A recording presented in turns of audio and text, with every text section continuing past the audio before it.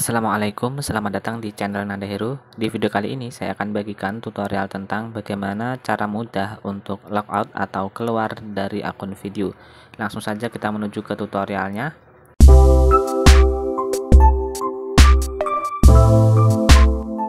Pertama di sini saya buka terlebih dahulu aplikasi video.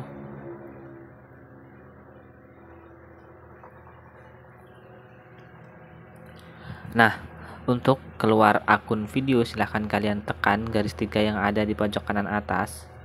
Selanjutnya silahkan kalian tap pada pengaturan.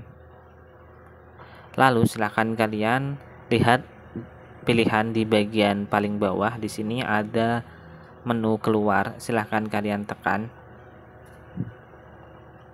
Nah, di sini ada keterangannya bahwa logout sukses.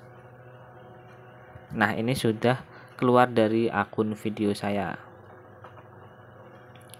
Jika kalian ingin login kembali, silahkan kalian tekan tombol masuk dan masukkan nomor HP atau email yang digunakan untuk membuat akun video. Nah, bagi teman-teman yang ingin tahu bagaimana cara mudah berlangganan akun video Premiere, silahkan kalian tonton video yang saya rekomendasikan di akhir video ini. Sampai jumpa, selamat mencoba, semoga berhasil.